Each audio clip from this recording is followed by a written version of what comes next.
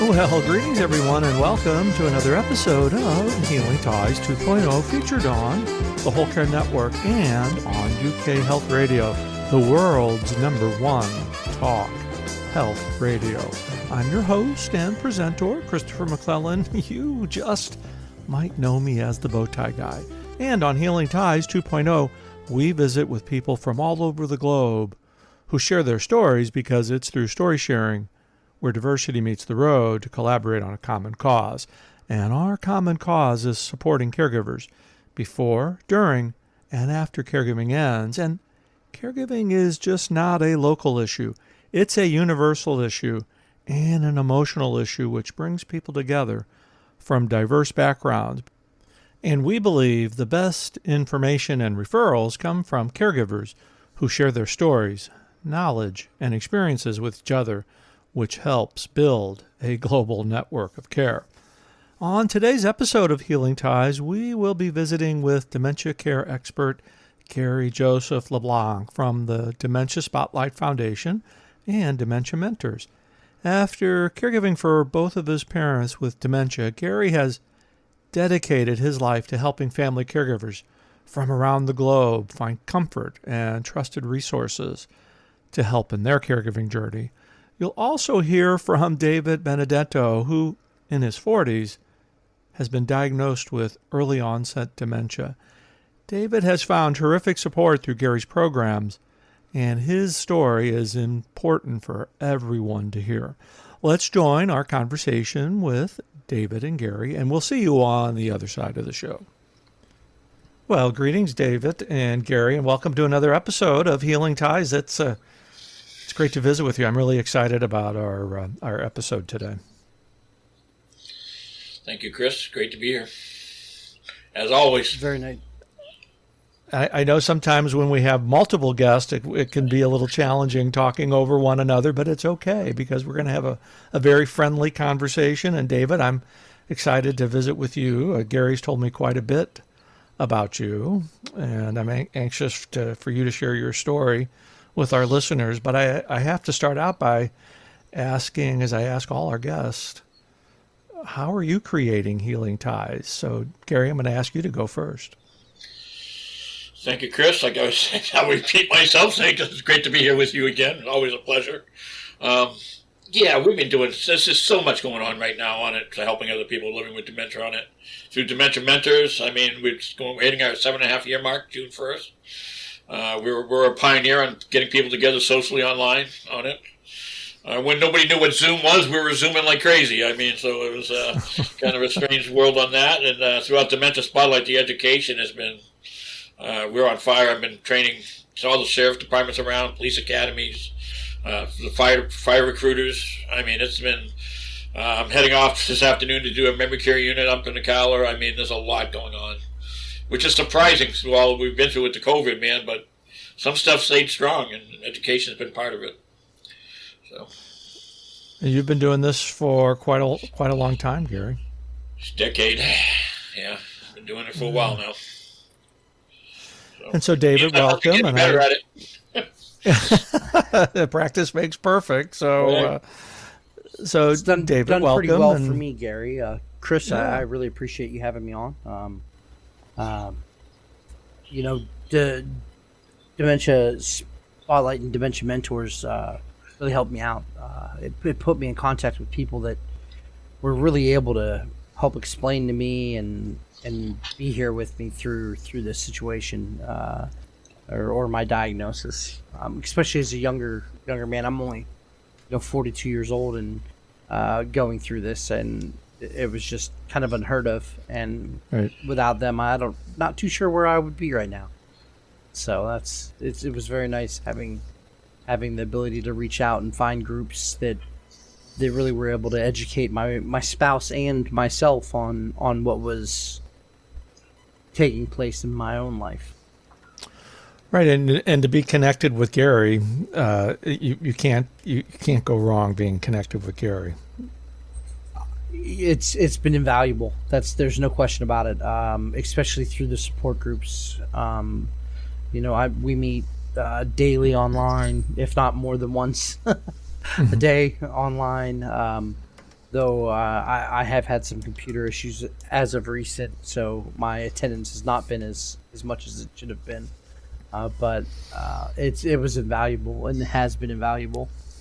And there's no computer issues today so far, so we're doing good because you never know about technology. Oh yeah. Luckily, I have a 12-year-old, and I was able to steal his computers. I need a 12-year-old from time to time to help me out, but it's kind of handy. yeah, and I'd like to, and Gary, we're going to include you in this conversation eventually, but David, I'd really like to talk about your diagnosis. It's at 42. That's very uncommon, I would think. For it is, Chris.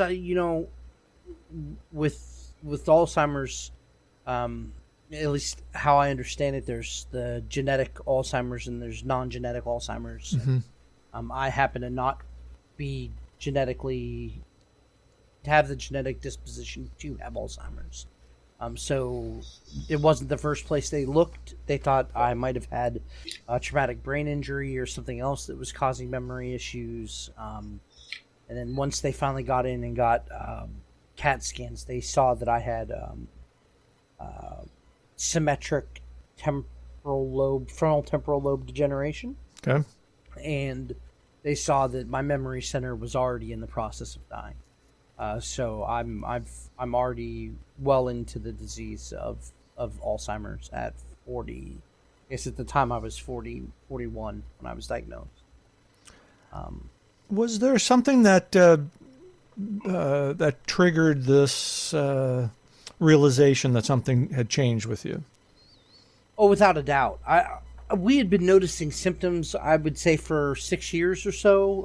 While I was in the service, I was having memory issues, cognitive problems, and what they were calling exertion headaches. Okay. And then as my stress decreased, those started going away. But the real catalyst was I was at the time I was an inspector here in the state of Arkansas, and I was driving home from an inspection, and I got lost, and I was in a very familiar location. Mm-hmm. I knew what street I was on. I knew kind of where I was in the city, but I couldn't figure out how to get anywhere else but where I was. And I don't know how to explain it other than that. And that was really the catalyst of it. Once that happened, I called my primary care physician, and I had them send me straight to a neurologist to see what was going on. That had to have been scary. Yeah, it was. If I didn't have the technology that we had today, I don't know exactly what we would have done. I was able to. I just reached out to a family member, and they were like, "What do you mean?"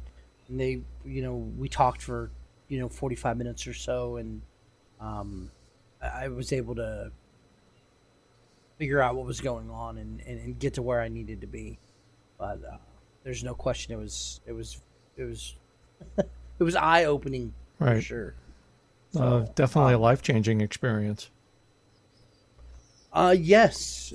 Immediately when I went in to see a neurologist, they skipped a lot of the steps. I didn't do a lot of the testing that they normally did. They immediately went in and did CT scans with contrast and a few other scans of my brain that they normally wait a year or two to do. They did immediately for me because of my military background. They thought it might have been a traumatic brain injury. Sure. So it led to me being diagnosed very rapidly. Sadly, that also led to the majority of my family and the people in my life not believing my diagnosis. So, well, that's a whole other part of the story. It is, and it's a constant battle. So, how you feel comfortable elaborating a little bit more on that? I of course, without a doubt, Chris. Me and my significant other, my fiance, we're the ones that went and got all the testing done. And once we sat down with my neurologist, and he said, "Hey, look, this is what's happening." He had no doubt. I got the scans done, and you're waiting for those results. And 4 days after my scans were completed, I got a call from his office, and they asked me to come in immediately. And that's never the call you want to get from anyone when you go to the doctor. So that's not where good things come. They don't call you in immediately to say, brain looks healthy, let's just not worry about the rest of this treatment. So they called, and they said he told me that I had Alzheimer's, and we contacted my mother and my immediate family, and we told them about the diagnosis and what was going on. And they told me that a lot of doctors are wrong. You need to get second opinions. That it could be anything. You never know. Why didn't they do all these tests? There were so many questions that they had. So we asked them. We said, okay, what would make you feel more comfortable about this diagnosis? Like, what do I need to do to talk to you about this? Because we need to talk about this and plan. I just opened my company. It was my first year of owning my own business. Prior to that, I had been subcontracting as an inspector. Mm-hmm. So we were 3 months in on owning my own business. And so as we're planning to take off with my company and advance my life, purchase a house, and do a whole bunch of things, we get told immediately by my neurologist to stop working. Wow. So my family wanted second opinions, and we told them, we said, okay, well, we'll go get second opinions, but you're talking another $4,000 in testing. So if you want me to go get scans, you got to come with me. Like, might need a little bit of help. This is going to get a little rough. Right. Medicaid wouldn't cover anything. Right. I was too young. Too young, sure. Mm-hmm. Yeah, they wouldn't cover the medication. They wouldn't cover the scans. They wouldn't cover the tests. So everything at that point was coming out of pocket. We went and got a second opinion. When we brought my mother with me, she's in her early 70s. We brought her with us to get the scans, and that neurologist said the same thing. She said, I don't understand why they didn't do all the other tests, but I see the degeneration. I see the signs and symptoms of Alzheimer's. I agree. And she walked away from it still in a state of disbelief. And she's still having trouble grasping it. Yeah, without a doubt. Wow. Without a doubt. And then I didn't handle it very well either, Chris. Well, at that point, I can just imagine. panicked, Yeah.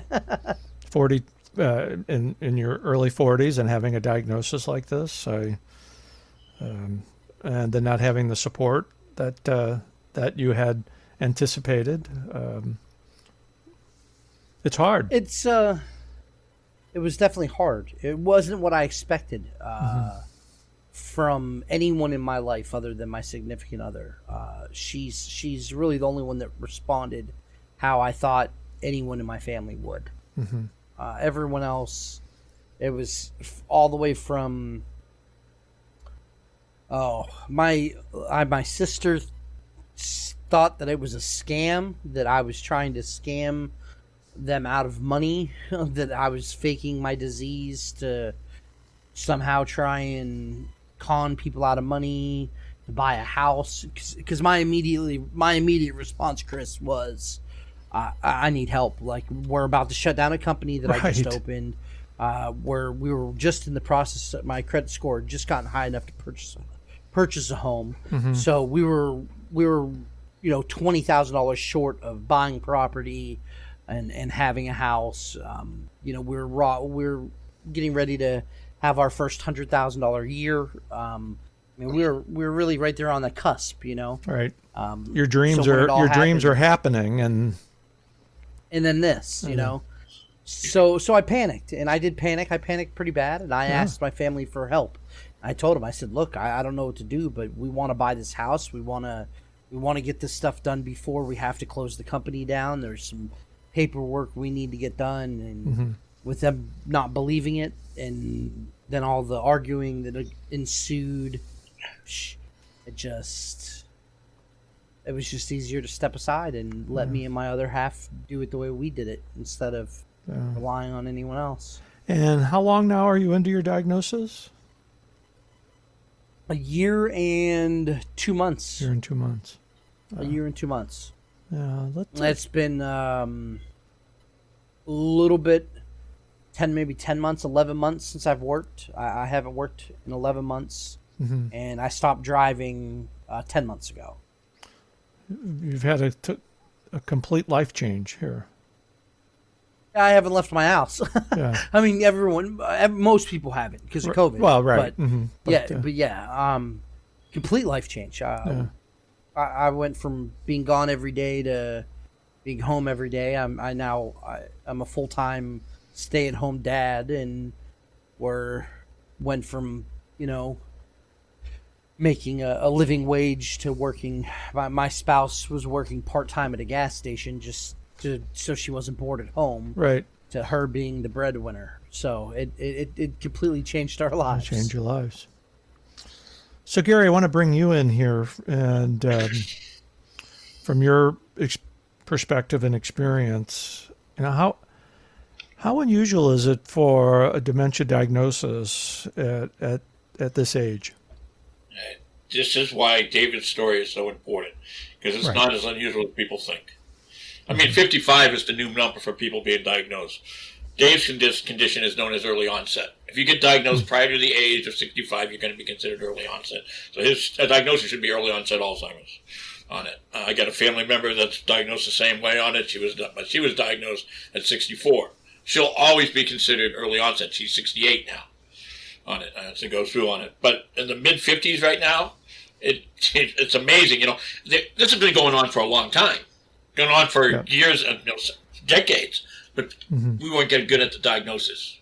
Dave was very fortunate to go and get the CAT scan done right away, man, on it. That's usually not the way people get diagnosed. They're arguing, they're fighting, knocking on doors, trying to get a diagnosis. Some people go through 6, 7 wrong diagnoses before they get it right, in most cases with early onset. But we're getting better now. We are getting better at diagnosing. There's certain things we're getting better at. That's one of them. But when you get Alzheimer's in your late 70s or 80s, you've lived your life.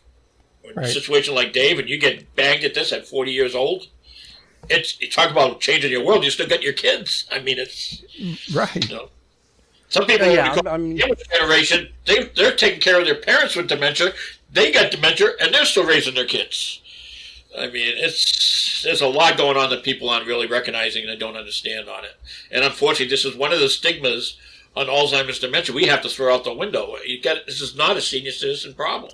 It's not a senior citizen problem, and that's why, David, I'm just so thankful for you to share your story today, because and this whole thing with dementia and caregiving, it's not just a senior issue. I didn't even know. And that's what's gotten me so involved in this type of situation, Chris, and why I'm so glad that I met Gary, why I'm glad I'm meeting you and all the other people involved in these situations, getting out there and talking to people and letting them know. Because I'll tell you, I've been around the world. I've been a lot of places, and I've never heard of someone this young having it. And then now that I'm in the Alzheimer's scene, or the dementia scene, you see it, and it's everywhere.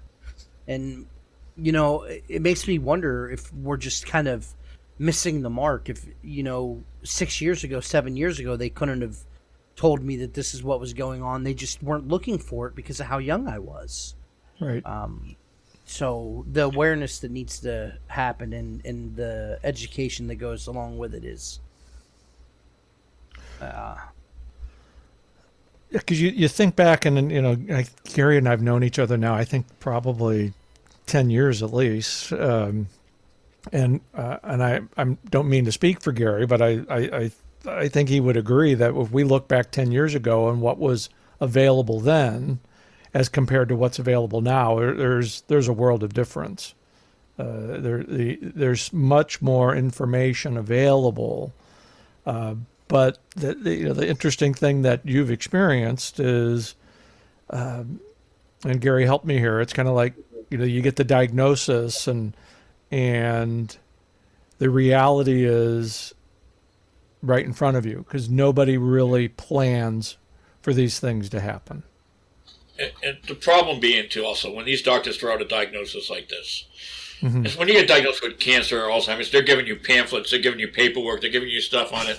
You get diagnosed with Alzheimer's, they're tapping you on the shoulder, go, I'll see you in 6 months, and they're sending these people out of the door with nothing. Right. And I'm not going to sugarcoat this. These are terminal diseases we're talking about. Exactly. We have zero survivors. And to send somebody, so what do? They go home, they start Googling. What are they seeing? They're seeing the end stage. All online, now we are getting a little bit better at certain things on it. I mean, we've made a lot of progress. When I started caring for my dad, it's almost 24 years ago now, there was nothing out there. Nothing. I'm like, oh my God, I'm looking for information. I mean, Facebook didn't even exist. None of this stuff. I mean, there was talk about struggling to find information. And honestly, that's what got me to write my first book on this stuff, because you couldn't find anything out there on it. I mean, for the caregivers and all this on it. This way now, we've educated a lot, and we've come a long ways for support. We still have a long ways to go, but there has been a massive improvement. In the last 5 years, I'd say 6 years, we've come a long ways. Yeah, technology is certain. At least getting an understanding what's happening on it. Because if Dave was diagnosed like this, bottom line, if this happened to Dave probably 10, 15 years ago, he would have been sent to behavior health. Because that's what happened with everybody. That's exactly what. Lewy body dementia. 30 years ago, we were calling Lewy body dementia little people's disease. Because that's all they're seeing is hallucinations of children running around the house and all this on it. I mean, what happened to them? They were sent to behavior health, put on all the wrong meds, put on all these psych meds. It was a disaster. We were damaging these people by trying to help them. And now we've learned a little bit, and we're still making too many mistakes on this, but we've gotten better at this on it. So. And I think one of the ways that we're getting better at this is having conversations like this with awesome people like David who are willing to share their experience and how this has impacted him, his family, his surroundings, because people relate to stories. We have many people like dementia mentors. I ain't mention any names, but we have a lot of members that we have refused to even tell their families yet.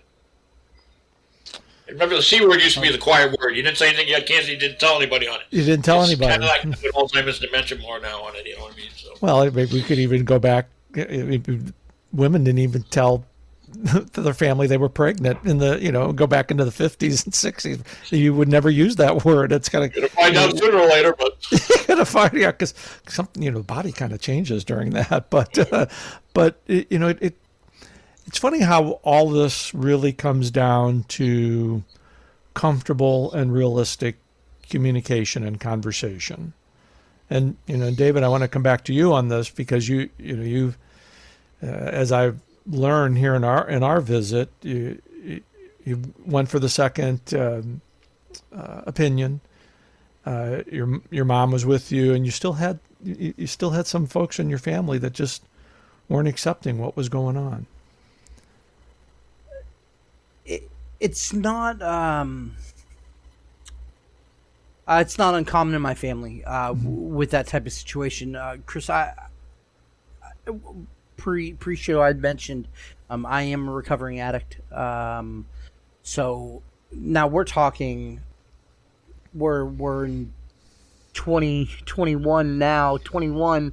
So we're talking my last issues were in 2006 prior to me joining the Army and becoming I was a military police officer and an armor. We're talking pre all of that.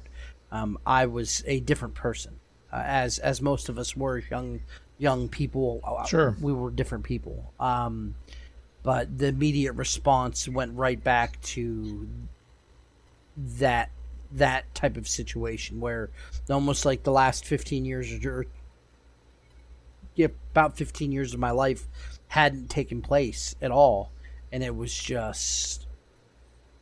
I think it was more of a panic on their part, as I think it was. I think they panicked. I don't think they know how to handle it. Mm-hmm.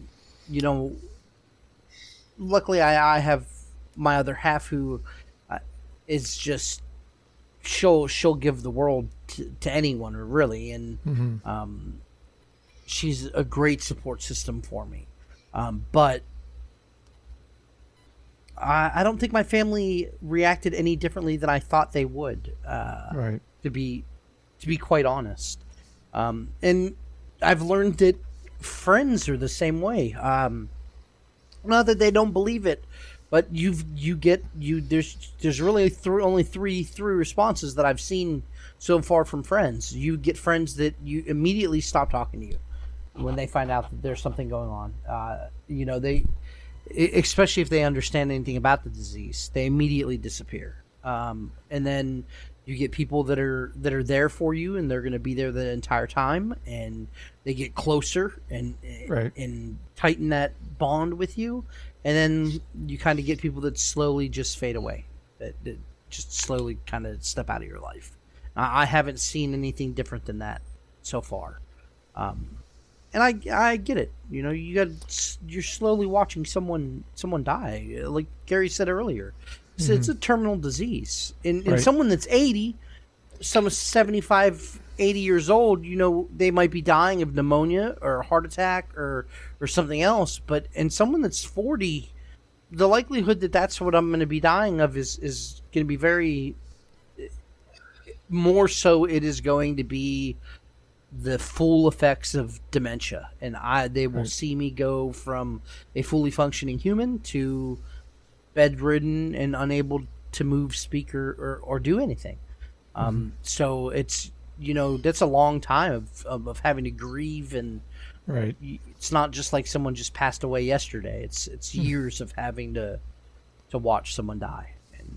So I kind of understand the response, but I don't like it.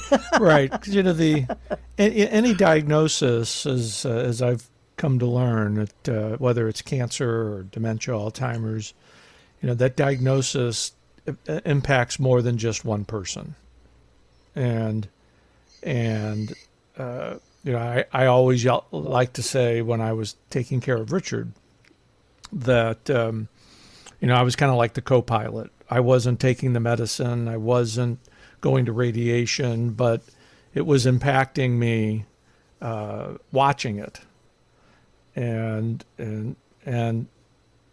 having the privilege to talk to people like yourself, and I think Gary would say the same thing, is that we can reflect on our own experience in this, and then be able to help people as you're doing by telling your story. And Gary, I'm sure you would probably shouldn't put words in your mouth, but it's not uncommon for families to have a variety of reactions when these diagnosis comes in.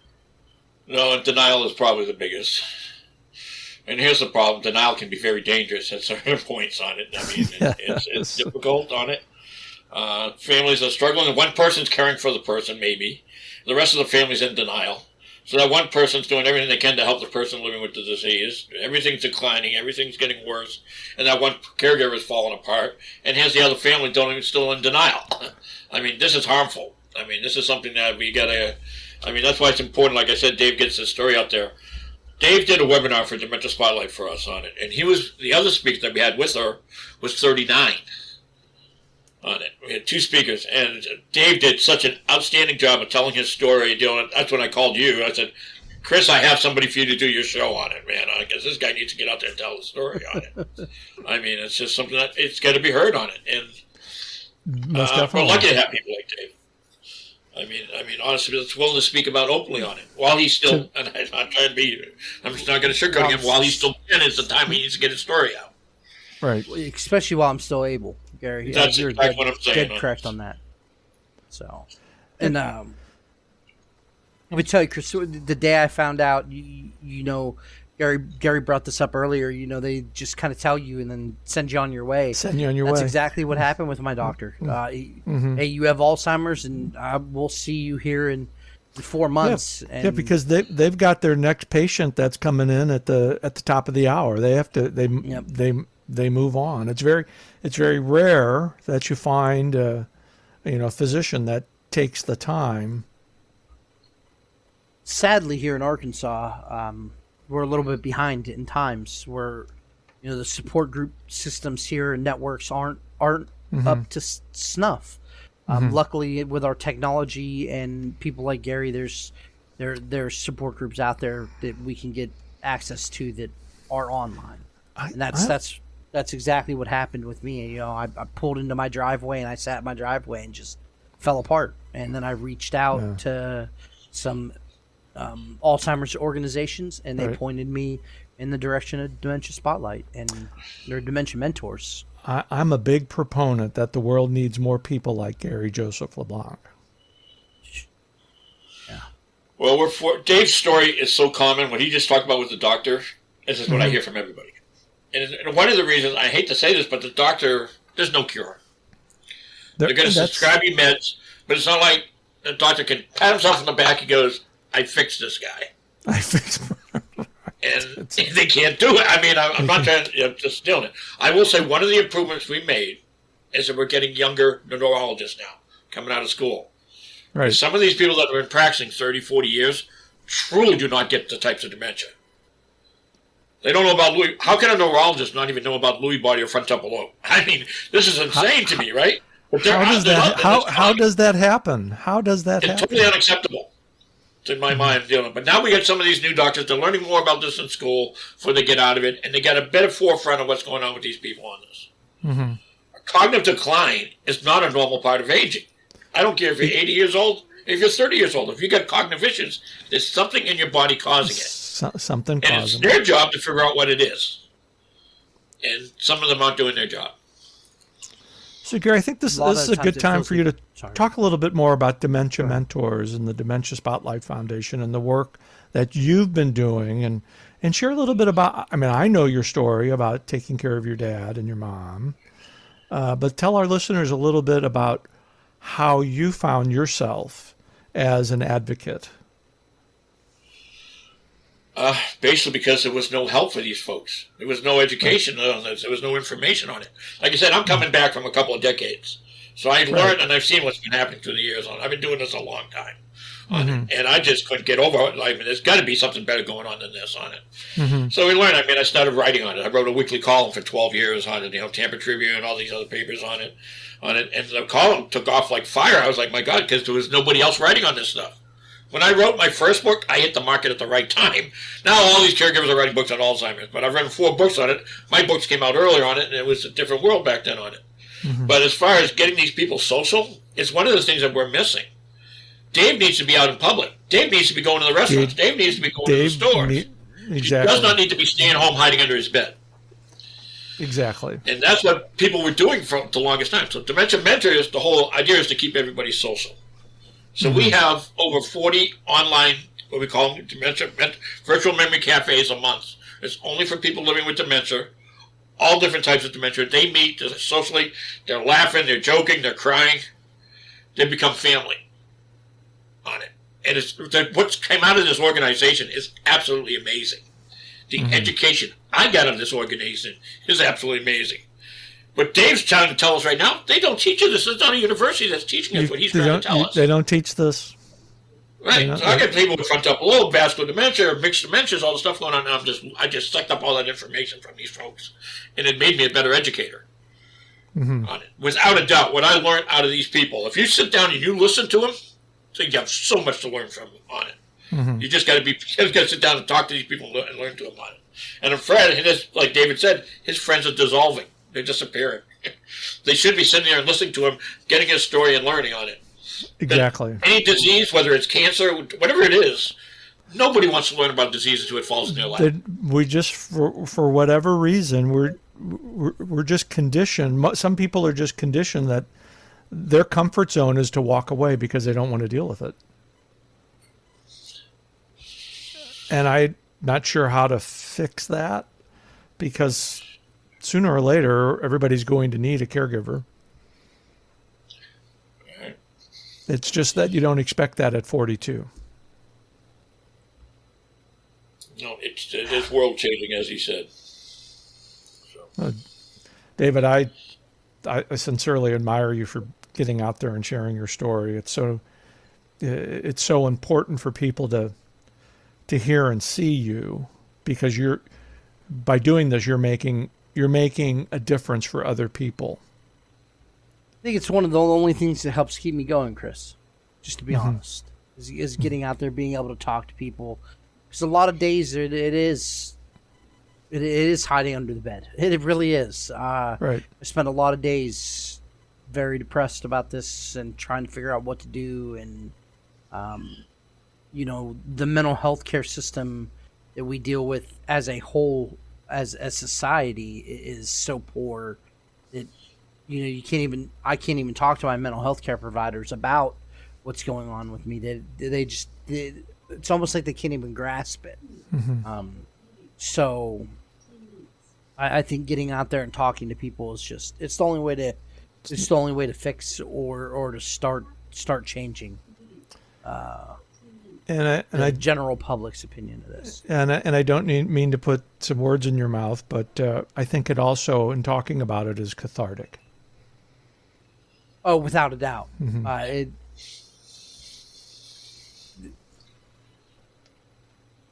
In such a way that it's extremely therapeutic. Just being able to look at someone else that understands the situation or that is interested in figuring out what is taking place really makes a difference. Yeah. Because it's hard to tell someone that you don't know what a spoon's called. and people don't understand what that even means. A lot of people don't. You know what I mean? So it's interesting because they haven't experienced it. Yeah. Oh goodness. Well, I think this is a great time for us to take our break, and I'm going to put both of you on the spot when we return. I'm going to want to know one fun fact about both of you that our listeners would want to know as well, and then we'll continue our conversation. Okay. You're listening to Healing Ties on the Whole Care Network and UK Health Radio, the world's #1 talk health radio. We'll be right back. Everyone has a story, but not everyone gets the chance to share their story. So we're going to give you that chance. We want to hear about your story. We want to know how you're creating healing ties in your life and in your community. Email the bow tie guy at healingties.com and indicate if you'd like to be a guest on the show in order to tell your story. To your health, happiness and prosperity.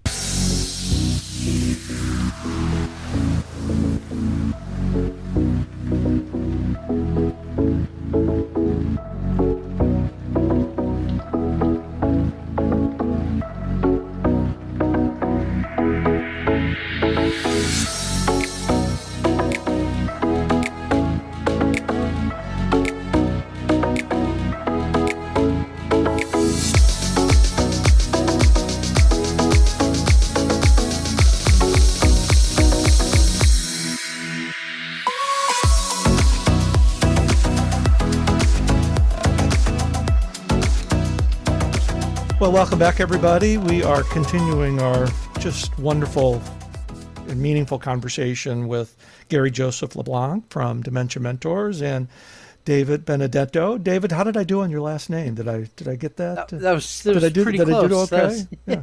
I've been practicing Gary Joseph LeBlanc for like 10 years, so I've got that one down. But Benedetto, yeah, it's about as close as most people ever get. Well, yeah, I'm always very self-conscious about pronouncing last names because I hear everything from McLean to Mac Lilalan. So it's like I want to do a good job on people's last names, but it's just been so far. I mean, goodness, it's been a delightful conversation. But in our second half, I kind of turn it around and make it a little lighthearted, and I want to know one fun fact about each of you that I may not know, and I know our listeners would want to know. So, David, I'm gonna let you go first on this round.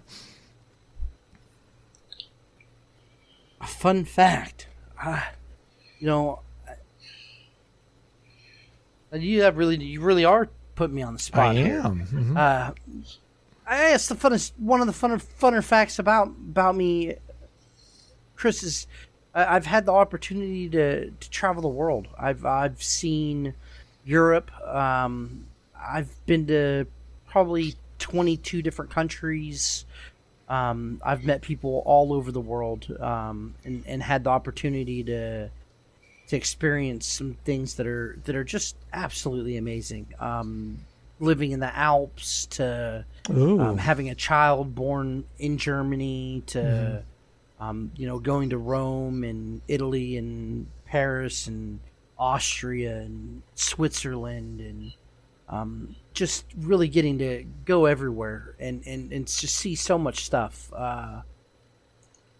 So I feel blessed, even with what is taking place in my life. I just feel blessed with what I've already gotten to experience and do. And, it might be, this might be the roughest thing that I've ever had to experience, but I am definitely walking through with a smile on my face, because I've had such a blessing of the people in my lives and the places I've gotten to go and see, and knowing that even as I slowly lose my memories, those are the ones that are going to be there. It's nice to know, to get to have seen those things. And you've been a global traveler, and now you're making a difference globally by sharing your story. That is another fun fact that we want to help you share your story globally, because this is all about a global network of care. So Gary, now it's your turn to be on the spot. Okay. What is your fun fact? Well, people have been getting on my behind because I work 7 days a week, and I have for years and years and years on it. You need to take a vacation, you need to take some time on it. And that's very difficult for me to do that on it. I mean, I got one family member that's living here that I don't feel comfortable leaving alone.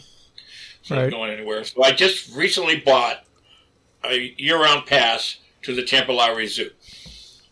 Oh. And that's going to be my little getaway, man. I'm going to start going down to Tampa, go to the zoo, man, and just, spend a half a day here, there, maybe on it. I get to bring one free guest with me on it. So, Chris, when you come to Tampa, I'm going to... Free parking, free deal on it, man. It was you can't say wrong to the deal on it, man. So I'm going to fire up I'm going to fire up the Chevy HHR and come on over. All right. It's so that's something that's going to go on, and I do know I need to slow down and take a break here and there on it, but it's just so much going on, man. It's just nonstop. Remember, last week was insane. I mean, so remember the motto, Gary. Self-care is job number one for all caregivers. I know. Hard to do what you preach sometimes.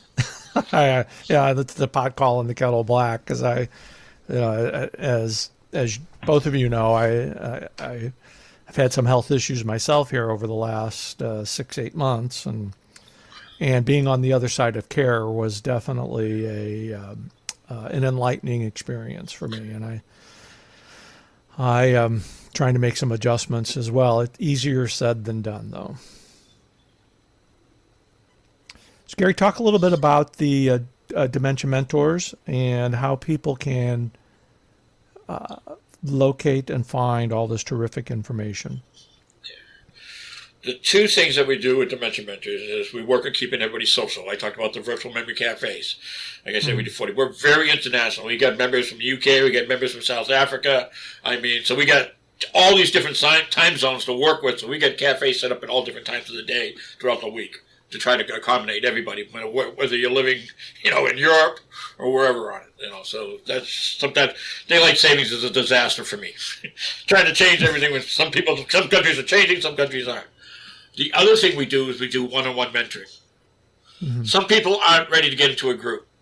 They're just diagnosed on it. So we will set somebody up. Somebody reaches out to me. I just got diagnosed with frontal lobe degeneration, dealing it. We will set them up one-on-one with another person that's already been diagnosed, living maybe 4 or 5 years with the disease. Same disease, same symptoms, pretty much. And we let them just talk one-on-one on it. And they become mentors. It usually starts out with one mentor, one visit, and it usually turns into a weekly mentor thing. The goal from there is to eventually get them into the bigger groups with the cafes. You get them social on it. So this is something that is extremely important.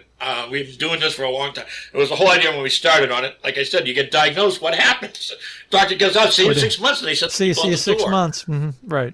We're going to give you the opportunity to talk to somebody that's actually experienced it and show you that it's not the end of the world yet. There is good living with dementia if we get them on track early. You got years of good living you can go through on it. You just got to get them out of that slump. We got to get them on the right track, and it needs to be done as early as possible. And that's why Dementia Mentors was born. We've been doing, like I said, 7.5 years we're going on. We pioneered this. We were the first ones out there doing this stuff on it. I'm very proud of the organization on it. I'm proud of the members. I mean, they're unbelievable people on it. So what just happened recently is Dementia Spotlight is now, Dementia Mentors has moved under the Dementia Spotlight umbrella. The foundation is going to support Dementia Mentors with any financial needs. Takes a big break off of me financially on it, stuff like that on it. I don't have to worry about all that stuff anymore. Website fees, all that stuff on it. So the best way you can get a hold of us on it is through dementiamentors.org or dementiaspotlightfoundation.org. Either way, they link to each other's site on it. So on it, you fill out a registration form. You want to join the cafes. The only requirement is you have to have a diagnosis of some type of dementia. And it could be as simple as mild cognitive impairment, MCI. We got people with traumatic brain injury. We got people, it's all different on it. But this is only for people living with dementia through Dementia Mentors. And that's what makes us unique on it. Makes us unique. And I've just been honored to be your friend for so many years and watch how you've grown this and the amount of people that you're helping. And for you to bring David on today is just spectacular. And David, I can't thank you enough for sharing your story. Is there ways if people wanted to be in touch with you? What would we say to somebody that wanted to talk to you about your story and learn a little bit more about what you're going through? Just give me a call. No, just ring me up. So just ring me up. I'm on Facebook. That's probably the easiest way to get in contact with me. I have my email. It's I'm davidearlyonset@gmail.com. Anyone's more than willing to reach out or more than welcome to reach out, and I'll talk to them. Gary and David, with the great work that the two of you are doing by supporting and sharing stories, you are certainly two people who are creating healing ties all around us. I can't thank you enough for joining me today. And David, it is an honor to meet you and visit with you today. And I'm confident this won't be the last time that we have the opportunity to chat. It's been amazing, Chris. Thank you very much for having me. And I'm so glad that you guys are out here and doing what you guys are doing.